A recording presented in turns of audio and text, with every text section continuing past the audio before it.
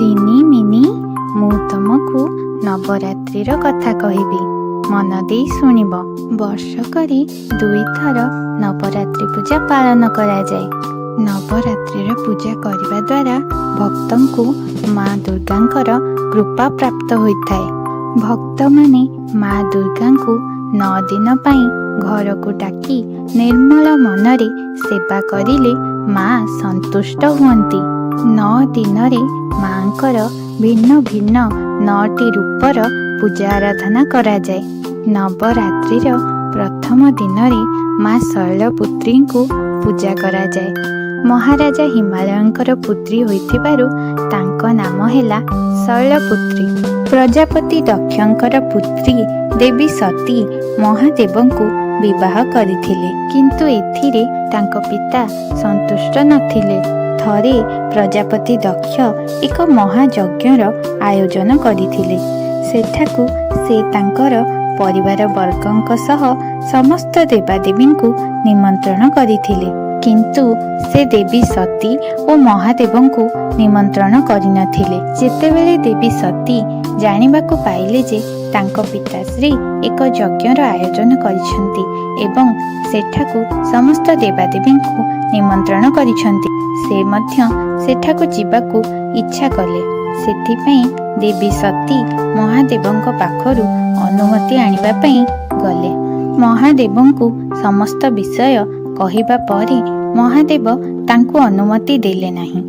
ପିତୃଗୃହକୁ ଯାଇ ସମସ୍ତଙ୍କ ସହ ସାକ୍ଷାତ କରିବାର ଇଚ୍ଛା ପ୍ରବଳ ଥିବାରୁ ଦେବୀ ସତୀ ମହାଦେବ ମନା କରିବା ସତ୍ତ୍ୱେ ମଧ୍ୟ ସେଠାକୁ ଚାଲିଗଲେ। କାରଣ ତାଙ୍କ ମତରେ ପିତୃଗୃହକୁ ଯିବା ପାଇଁ ଝିଅକୁ କ'ଣ କେବେ ନିମନ୍ତ୍ରଣ କରିବା ଦରକାର? ଦେବୀ ସତୀଙ୍କୁ ସେଠାରେ ଦେଖି ପ୍ରଜାପତି ଦକ୍ଷ ଅତ୍ୟନ୍ତ କ୍ରୋଧିତ ହେଲେ। ପ୍ରଜାପତି ଦକ୍ଷ ଦେବୀ ସତୀଙ୍କ ସାମ୍ନାରେ ମହାଦେବଙ୍କୁ ଅତ୍ୟନ୍ତ ଅପମାନିତ କଲେ।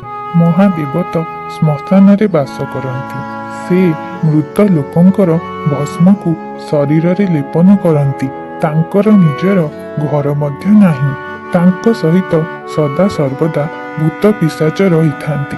ସେ ତ ପୋଷାକ ପରିଧାନ କରନ୍ତି ନାହିଁ, ବ୍ୟାଘ୍ର ଛାଲକୁ ପରିଧାନ କରି ବୁଲନ୍ତି। ତୁମେ ତାଙ୍କୁ ବର ରୂପେ ଚୟନ କରିଛ, ଏବେ ଏଠାକୁ କାହିଁକି ଆସିଛ? ଯାଅ, ଚାଲିଯାଅ ଏଠାରୁ।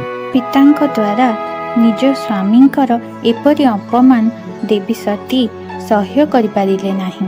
ତେଣୁ ସେ ଯଜ୍ଞକୁଣ୍ଡର ଅଗ୍ନିରେ ନିଜକୁ ଜଳାଇ ଦେଲେ। ଦେବୀ ସତୀଙ୍କର ଏପରି ଅବସ୍ଥା ଦେଖି ମହାଦେବ ଅତ୍ୟନ୍ତ ଦୁଃଖିତ ହେଲେ। ସେ ଏ ପୀଡ଼ା ସହ୍ୟ କରିପାରିଲେ ନାହିଁ। ସେ ଦେବୀ ସତୀଙ୍କର ଶରୀରକୁ ଧରି ବୁଲିଲେ। ପ୍ରଭୁ ବିଷ୍ଣୁଙ୍କର ଚକ୍ର ଦ୍ୱାରା ଦେବୀ ସତୀଙ୍କ ଶରୀରର 51ଟି ଖଣ୍ଡ ହେଲା। ଦେବୀ ସତୀଙ୍କର ସେହି ଅଂଶ ଯେଉଁ ସ୍ଥାନରେ ପଡ଼ିଲା ସେଠାରେ ଶକ୍ତିପୀଠର ସ୍ଥାପନା ହେଲା। ତେଣୁ ବର୍ତ୍ତମାନ ତାହା 51 ଶକ୍ତିପୀଠ ଭାବରେ ପ୍ରସିଦ୍ଧ ହୋଇଛି। ଏହାପରେ ଦେବୀ ସତୀ ହିମାଳୟର ରାଜାଙ୍କ ପୁତ୍ରୀ ପାର୍ବତୀ ରୂପରେ ଜନ୍ମ ନେଲେ। ତେଣୁ ତାଙ୍କର ନାମ ହେଲା ଶୈଳପୁତ୍ରୀ। ମାତା ଶୈଳପୁତ୍ରୀଙ୍କର ରୂପ ଅତ୍ୟନ୍ତ ସୁନ୍ଦର।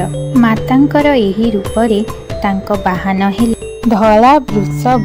ମାତା ତାଙ୍କ ହସ୍ତରେ ତ୍ରିଶୂଳ ଏବଂ କମଳ ପୁଷ୍ପ ଧାରଣ କରନ୍ତି। ମାତା ଶୈଳପୁତ୍ରୀଙ୍କର ପୂଜା କରିବା ଦ୍ୱାରା ସାହସ ପ୍ରାପ୍ତ ହୋଇଥାଏ। ରିନି ମିନି କୁହ, ମାତା ଶୈଳପୁତ୍ରୀଙ୍କର ଜୟ। ସାଙ୍ଗମାନେ, କାହାଣୀଟି ଭଲ ଲାଗିଥିଲେ ଭିଡ଼ିଓକୁ ଲାଇକ୍ କରନ୍ତୁ। ଏମିତି ଆହୁରି ଭଲ ଭଲ କାହାଣୀ ଦେଖିବା ପାଇଁ ଚ୍ୟାନେଲକୁ ସବସ୍କ୍ରାଇବ୍ କରନ୍ତୁ। ଆଉ ହଁ, ବେଲ୍ ଆଇକନ୍କୁ ପ୍ରେସ୍ କରିବାକୁ ଭୁଲନ୍ତୁ ନାହିଁ। ଭିଡ଼ିଓକୁ ପୁରା ଦେଖିଥିବାରୁ ଧନ୍ୟବାଦ।